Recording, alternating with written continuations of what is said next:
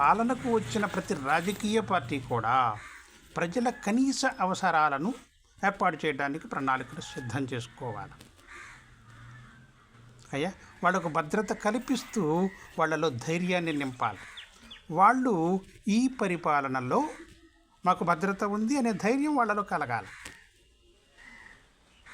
హింసను ప్రోత్సహించకుండా శాంతిని, సంతోషాన్ని ప్రజలకు అందించాలి.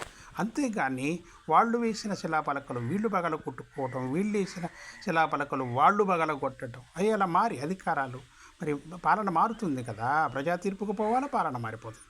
ఈ పాలన మారినప్పుడల్లా వాళ్ళు వేసిన పలకాలను వీళ్ళు పగల కొట్టడం, వీళ్ళు వేసిన వాటిని వాళ్ళు పగల కొట్టుకోవటం, మరి వాళ్ళు ఏర్పాటు చేసిన ప్రభుత్వ వ్యవస్థలను, ప్రజా సౌఖ్యాలను వీళ్ళు సమూలంగా తీసివేయటం, వీళ్ళు మారితే వీళ్ళు ఏర్పాటు చేసిన మరి ప్రభుత్వ వ్యవస్థలను కానీ ప్రజా సౌఖ్యాలను కానీ సమూలంగా తీసివేయటం, ఇలా చేయటం సమంజసమా?